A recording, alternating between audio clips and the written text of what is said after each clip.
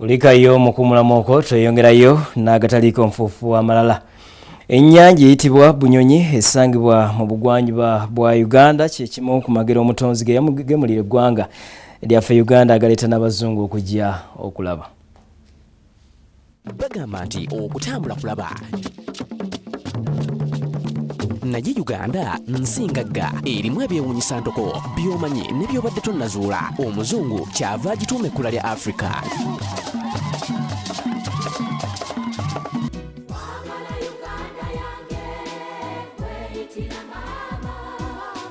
Ennyanja Bunyonyi esangibwa mu bugwanjuba bwa Uganda. Bw'oba mu bwengula bwayo olaba bulungi omutonzi bwe yawonda ensi yattu Uganda ate ebirungi nabikusika eruyena.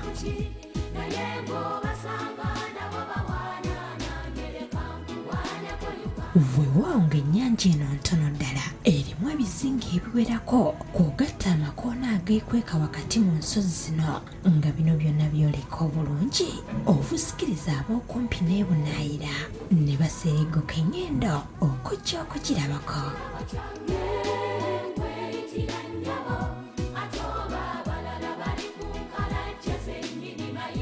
Babeeno obutonde bw'ensi babukoomye butiribiri nga weewaawo kuno kwe balima ebyokulya naye emiti n'omuddo babireka ne bitinta olwo okukulukuka kw'ettaka kwewala ekifo kyonna ne kitemagana mu butonde bwakyo ng'omutonzi bwe yasiima kibe.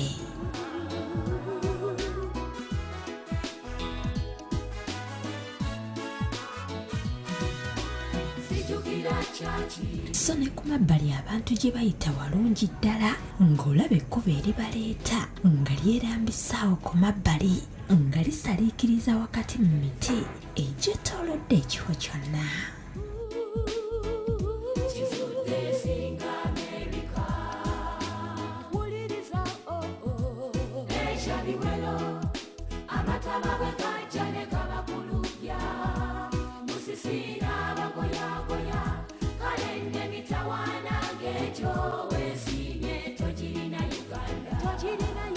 Ekkubo lino nalyo lyakolebwa mu ngeri eyeewuunyisa ng'okutuuka ku mwalo lijja lyekooloobya olwo ne lyetooloola ekibangirizi ekiri okumpi n'ennyanja nga Namaziga gye likola okuggwaayo nga lyesimbye butengerera okuzza gye lyakujje.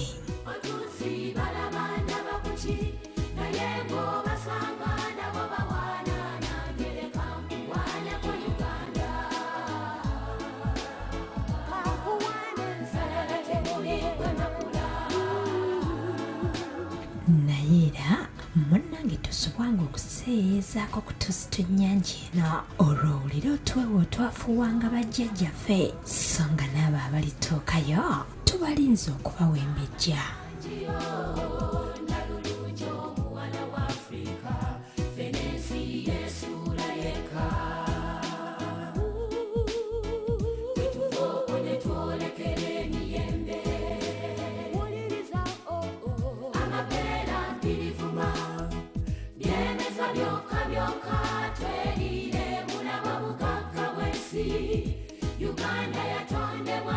Wano ku Bukedde TV tusazeewo okugikulambuza okuva ku nsalo okutuuka ku nsalo mu ggulire lye tutuumye Uganda Zaabu. Buli lwa mukaaga mu gataliiko nfuufu tulambule ffenna. Ddala tulambule ffenna buli lwa mukaaga n'olw'omukaaga olujja kugamba nti tujja kwongera okulambuza nnyaffe Uganda. Mawulire amalala abakungu mu kitongole ekirondoola eddagala mu malwaliro ga gavumenti bazinzeeko eddwaliro ery'ensangi nga gye bakwatidde akulira eddwaliro eryo n'abasawo olw'eddagala eriweweza abantu kawuka akalwaza Mukenenya okubulankanyizibwa. Ab'ekitongole ekirondoola eddagala mu malwaliro ga gavumenti ekya Health Monitoring Unit bakutte akulira eddwaliro lya Nsangi Mpalanyi Andrew Mukula n'abasawo abakola ogw'okujjanjaba kosa n'abakuuma etterekero ly'eddagala mu ddwaliro lino. Abantu bano okukwatibwa kidde ab'ekitongole okugenda okwekenneenya entambula y'emirimu n'okwekebejja eddagala libaweerezaayo kiki erikola so nga abatuuze b'emulugunya nga batafuna ddagala naddala erya ARVs. Ng'ate tufuna okumanya nti eddagala lireeteddwa naye kati omulwadde bw'atuukayo essaawa zino nga tewali ddagala tuba twebuuza eddagala likwata wa. Akulembeddemu okulambula kuno Byangwe Justus ategeeza nti basookedde mu sitoowa y'eddagala gye batasanze wadde empekeza ya ARVs ekibawaliza okukebera ebitabo mu bawandiika lye bafunye okuva mu kitongole ky'ebyobulamu ne bagabidde abalwadde kubanga abalwadde baakabaweereza eddagala nga baagadde bamanye ensaasanya lyo. Eddagala bwe bijja ne biva mu National Medical Stores bwe lituuka mu Nsangi Health Center 3 kati ye store omuntu akola mu store akwata eddagala lyonna eribakozesa mu laabu n'aliwa laabu kati laabu ye yayasala kyayagala kyonna kyakola. Wabula ekibeewunyisiza nga mu bitabo tewali mulwadde yenna yali afunye ku ddagala okujjako basanzeemu amanya g'abakozi mu ddwaliro eryo. Kati bwe tusanze ebintu bwe biti olabira ddala abantu babadde bagamba gavumenti tetuwa ddagala tewali ddagala kubanga tulaba ne VHTs wano tufuna eddagala nagamba wano tetufuna ddagala. Kino kiwaliriza okukwata akulira abasawo n'abalala wadde nga abamu badduse.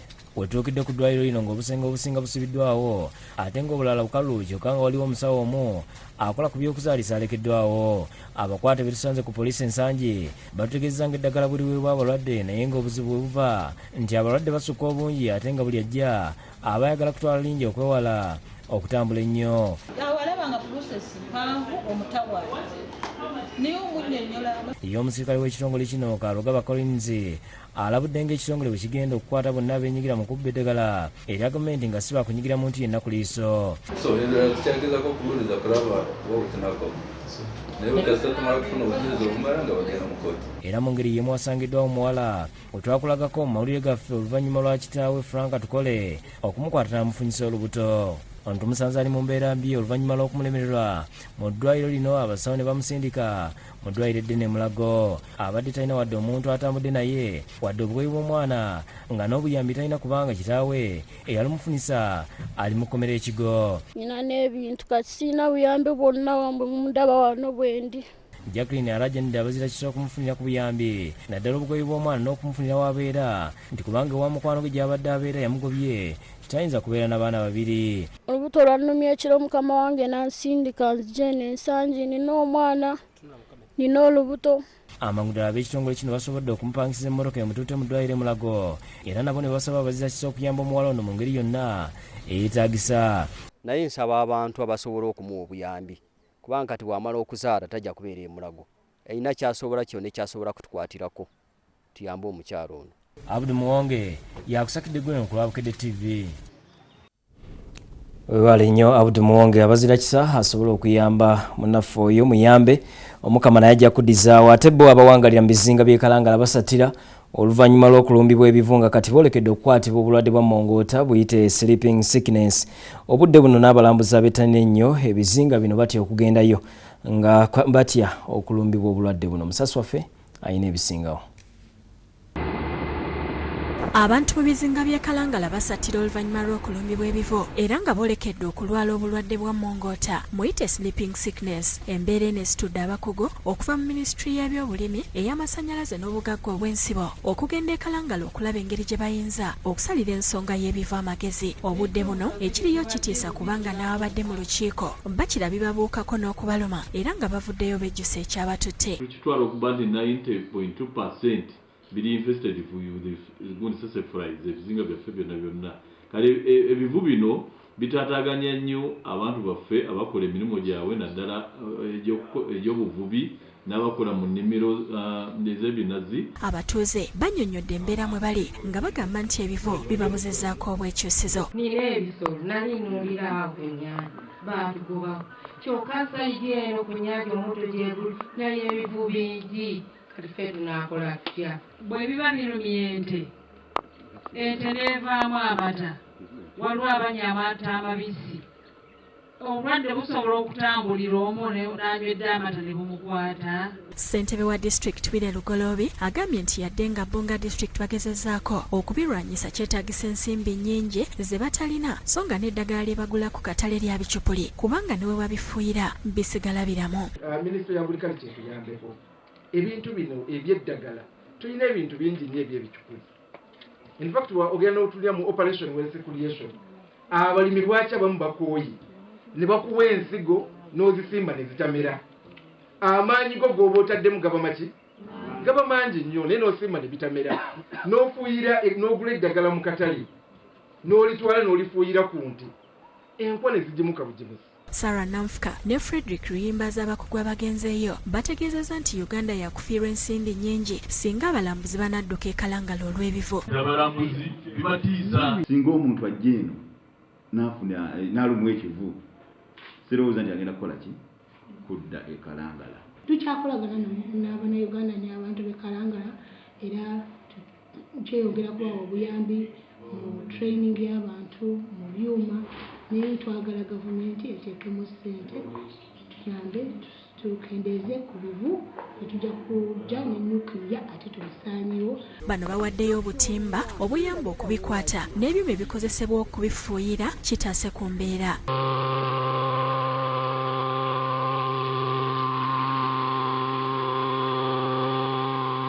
Abatuuze balajanidde gavumenti eyongere okubadduukirira olw'embeera gye balimu. Henry Nsubuga yakusakidde eggulire lino ku Robkede TV. Omulabizi w'Namirembe Uliba Force olwalira agassa emigogo gy'abagole ya 34 mu nkola ey'ekikungo ng'omukolo gubadde ku lutikko y'omutukuvu Paul Namirembe akubiriza abafumbo okuwa amaka gaabwe ekitiibwa. Omukolo kwe bagattidde emigogo gy'abagole 34 ku lutikko Namirembe gukulembeddwa omulabirizi waayo the Right Reverend Wilberforce Kitolwalira ng'ayambibwako abasumba abalala okubadde n'akulira ababuulizi b'enjiri mu bulabirizi buno Reverend Samuel Muwonge.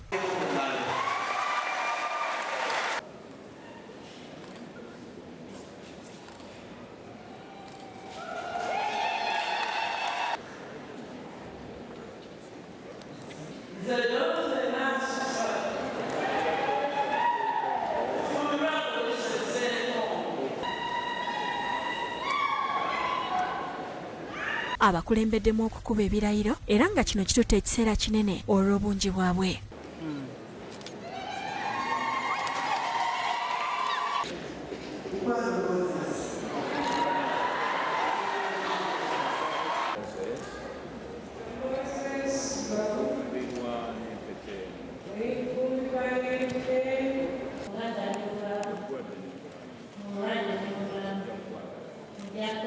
Abamu basanze akaseera akazibu okulayira mu nnimi ebbiri ezibadde zikozesebwa okuli Oluzungu n'Oluganda.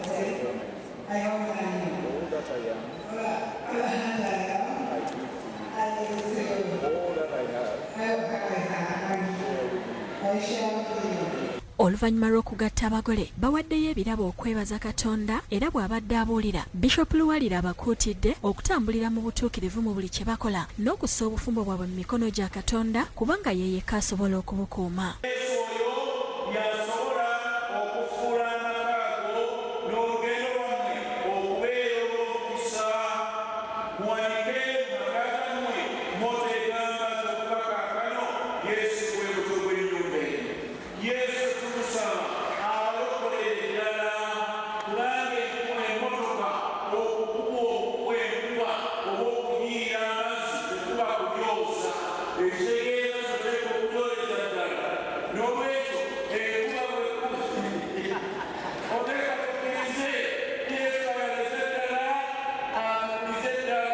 Ye Reverend Samuel Muwonge ategeezezza nti enkola eno ebeerawo buli mwaka nga yatandikibwawo omulabirizi Luwalira nga kati guno mulundi gwakona nga bakagatta emigogo gy'abagole 140 okuva we baatandikira mu mwaka wa 2012 kyagambye nti kiyambye abakristaayo okutukuza obufumbo bwabwe. Kale tubakubiriza mu abali eyo abavubuka abakadde ng'olaba oyagala okubeera mu kigambo kino eky'obutukuvu nga tolina wadde 10 omulabirizi ataddewo omukisa ogw'okuteekerateekera reception ogw'okusasulira lutikko okulaba ng'obufumbo bwo bubeera mutukuvu. Nja kwebaza nnyo Bukede TV etukoze obulungi era tubasabira Mukama ayongere okubawa omukisa. Oluvannyuma abagole basaze keeki ne bagabula abagenyi baabwe mu busubi bwa lutikko Namirembe. Ismail Nsubuga yakusakidde eggulire lino ku Bukede TV. Muyogeyoge nnyo bannaffe ate waliwo abantu abalagenda ab'obuyinza oluvannyuma lw'aba Wanyondo okulumba ekyalo kyabwe ne basaawasawo ebirime byabwe n'okukoona amayumba. Bino bibadde ku kyalo Namasiga ekisangibwa mu disitulikiti ey'e Mukono. Agadde nnyo ebyenfuna mwassa n'okututtira abantu baffe. baffe. Bawannyondo ba kkooti basaaye emmere y'abatuuze n'okukoona ennyumba ebibadde ku kibanja ekiwezaako eyiika 4 okusinziira ku batuuze abasaaye emmere baatuuse essaawa 7 ez'emisana nga bajjidde mu takisi nga balina ebiso n'ensuuluulu era nga n'emmere endala omuli muwogo n'amayuuni byasigadde ku ttaka. bwe nabadde naye wali nga nsiiga langi nemubuuza takisi ekibira egenda wa mutuuzaani wamaze okuyita eddakiika nga 3 ng'oli ajja atugamba nti bakoona nnyumba y'akakima saba nga 7 ffe twakomedde okudda eka nembutoka tetwagisanzeewo tugobaganya ku kibanja kyaffe kuba ffe tuli bakibanja yiwa ttaka temera emmere ennyumba agikoona abantu baffe abasiba makomera abalala bafudde nannyini ttaka atuli bubi nannyini ttaka atugobaganya. Ebitooke ebisaayiddwa byazalina bunnakazibwe ng'ono yagula ekibanja ku ttaka eryo era ono gwe tusanze mu nnaku ategeezezza nti abakikoze tebaamutegeezezzaako era nti banne be bamukubidde essimu okuva entebe gy'abadde. Nze bankubidde essimu ku ssaawa nga 8 nga ndi ntebe era nasobodde okukwata akapiki n'enzijja ku poliisi y'e Seeta n'enripootinga omusango guno. Yeewuunyiza okulaba ng'emmere yeesaayiddwa so ng'ensonga zaabwe zibadde zikyali mu kkooti ejjinja nga ne gye buvuddeko babadde mu kkooti nga nannyini ttaka teyaliiyo. Akwabadde n'emisango mu kkooti ne banannyini n'ab'ekibanja kati jjo lwe babadde bawulira application gye twateekamu kati babadde tebanaba kuwa ruulingi ye n'ajja n'akola ki n'asaawa ebitooke bino. Ettaka abatuuze ko balina ebibanja lyali lya mugenzi Henry Senkendo nga lisoba mu yiika 20 nga mu kiseera kino yamusikira Isaac Kimanja abagobaganya awatali yadde kubakkiriza kwegula ate nga bagamba nti ne poliisi y'omu kitundu tebayambye. Poliisi agigulirira abalamuzi bonna abawabuwi ssente. Eki yakoze twadde tulina okuyimira naye owo mu maaso g'omulamuzi naye nabadde nze nnyimidde maaso g'omulamuzi ngenda okuwulira ngeno baali mu kusaawa bintu. Omu ku baakakiiko k'ekyalo Kibuuka Ssennyonyi avumiridde ekyokusaawa emmere y'abantu n'okukoona enju y'omutuuze waabwe. Zibuzi mu muwango ne bazina ebiso ebipya ne bakoona n'enju. Kimanja abatuuze gwe balumiriza okusaawa emmere twogeddeko naye ku lukomo lw'essimu n'ategeeza nti okusaawa emmere eyo yasoose kufuna kiragiro okuva mu kkooti ejjinja. Ebintu by'amateeka byavudde mu kkooti genda looya wange akunnyonnyole abakuwadde information bamumanyi. David Mosi yakusakidde eggulire lino ku Rabkede TV. Ate bo abakulira ebyenjigiriza mu Busoga wamu n'abazadde beeraliikirivu olw'omuwendo gw'abayizi abawanduka mu masomero okweyongera kibagamba nti kivuddeko omuwendo gw'abatasomye mu kitundu kino okweyongera. Bino bitegeeza Mufti Shaban Ramadhan Mubajje bw'abadde ku mukolo gw'okugulawo essomero eddwaliro n'omuzikiti ebiweereddwayo ab'ekitongole ky'obwannakyewa ekya Precious Hand Charity Organization mu Gombola Nakalama mu disitulikiti ey'Iganga.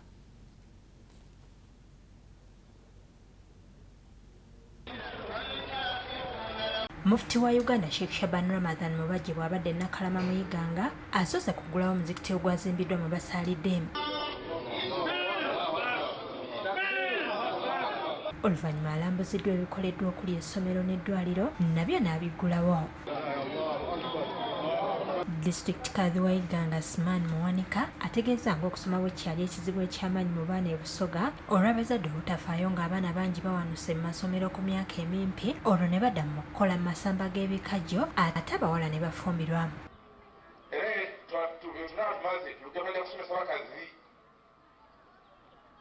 Abakyala bona basomesa tagwire busogonya twandimala kuli district ituuseemu basomesa.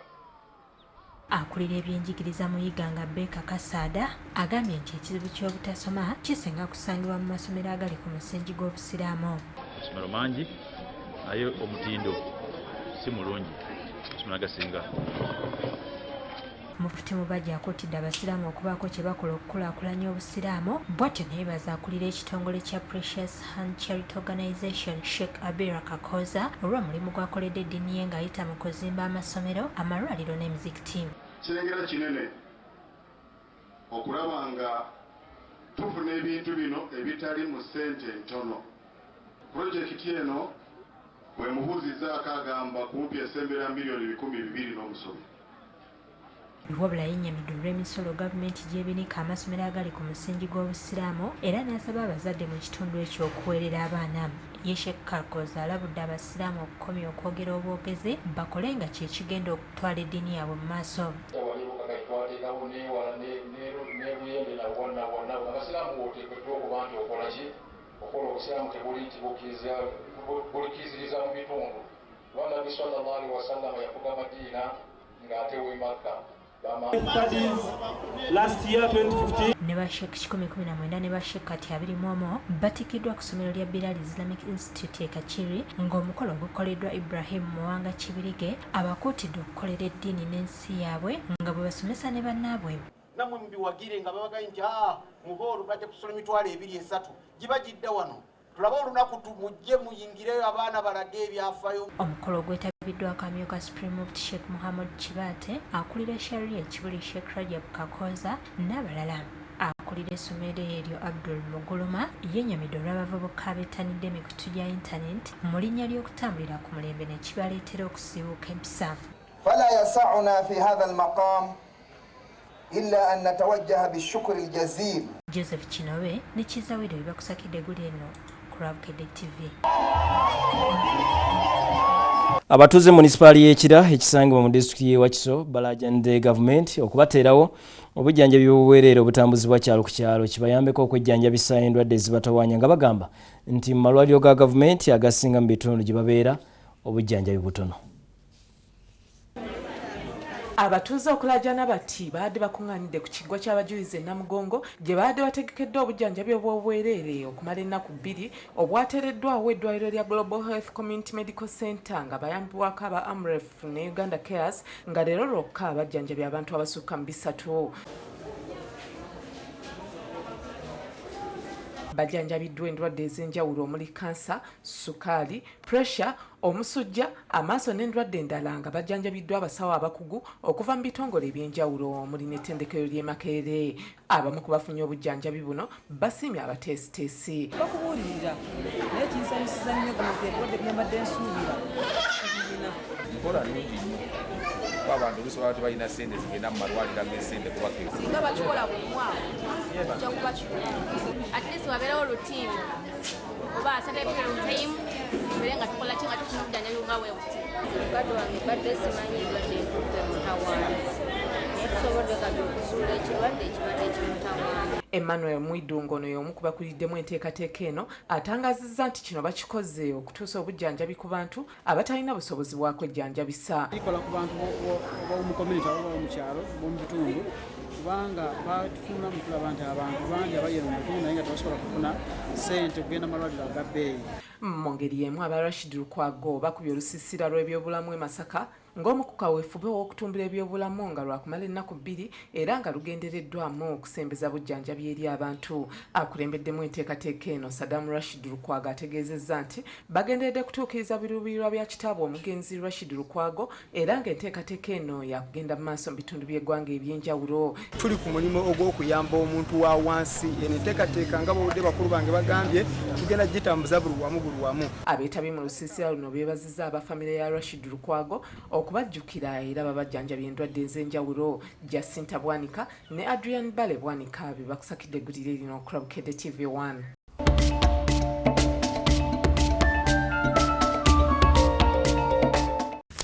Webale nnyo munaffe wonna obadde osinzira okulaba mawulire agataliiko nfuufu gano enkya leero bwe gati bwe gagenze. Tweyungeko programu endala nnyingi zijja teweerabira ntugenda kutuusaako byonna ebifa e Butambala ku matikkira ag'omulundi ogwa 23 aga Ssaabasajja Ronald Mwina Mutebi II. Nze kuteesa Julius Musiba bulungi weeraba.